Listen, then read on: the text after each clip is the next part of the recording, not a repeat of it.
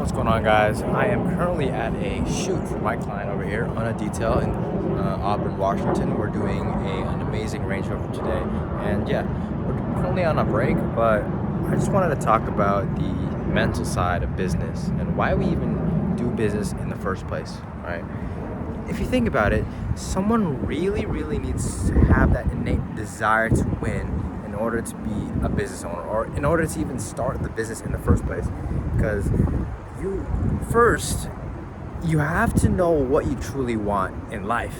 Okay, why do you want a business?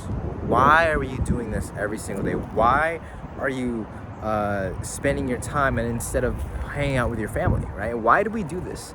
You really need to get really dialed into this desire. You really need to understand why you need it, why you want it. Because if you don't understand why you want it or why you need it, then when the hard time comes, when these periods of lows on your business, when your cash flow is shutting down, you're gonna kind of lose your way, lose your vision, why you want this business to grow. Like, sometimes you might have a vision of like, oh, I should just quit this because I could just get a job, normal job, right?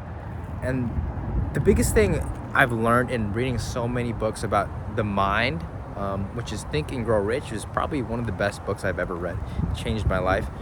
Is you have to have that exact desire. You have to write it out on a piece of paper, right? And it doesn't have to be perfect on the first day. You're gonna have to revamp this every couple weeks, every couple months, because in the end, if you don't know why you're doing all this, you're gonna quit. You're gonna quit the whole process, okay? And there's a lot of people who have shiny object syndrome, and I've never heard of anyone who had this problem, but I solved it, okay? So you can have shiny object syndrome even though you have a burning desire, okay? The reason why you have shiny object syndrome is because your desire right now, let's say your desire is to get $1 million mansion, right, with a pool. That's your desire, and you have a plan to get there, okay? If you lose faith that this specific plan will get you to that mansion, if you lose faith, you're gonna have shiny object syndrome and try to find something else that has a little bit more faith to get to that mansion, if you understand that, right? So for the longest time, I had shiny object syndrome, and I didn't really know what to do to get to this big $1 million mansion, correct? I kept jumping from industry to industry, did some t-shirts, some, I don't know, selling products on e-commerce. But the biggest thing that I realized is you can have the biggest desire, but you also need to have absolute 100% faith in the plan that you're doing right now, okay? Without the faith in your game plan, you're just gonna keep switching. And the more you switch, the less progress you're actually making, correct? And because I like to think about it as bridges, okay? So there's this island right here and an island right here, and there's a big ravine. This island has your dream, which is the mansion. This is where you're currently at.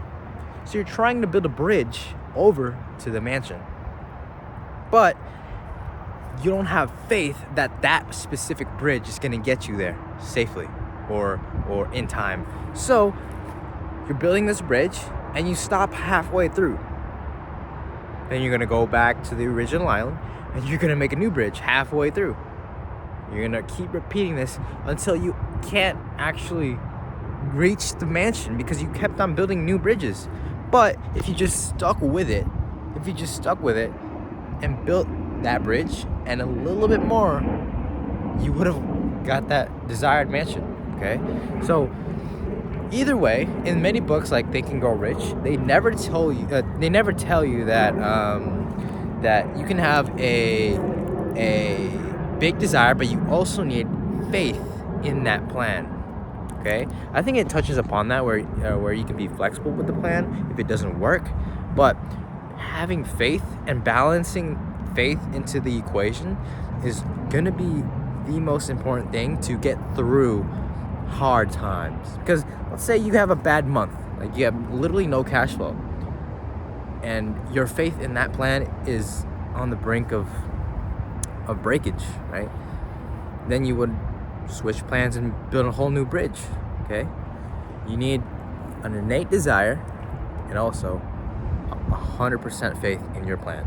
Okay, that's probably the biggest thing I've learned through meditating hours of my nights, just thinking, why do I keep on switching my plans? But now I'm over here, I've been doing this for like a long time now, dude. I have 100% faith that this plan will get me to my desires, which is help out business owners, automotive business owners here in Pierce County and Seattle, and yeah, just reach my dreams of, you know, providing for my family. I truly know that this path that I'm on right now is the right path. Okay, and that's the thing that stopped me from. That's the thing that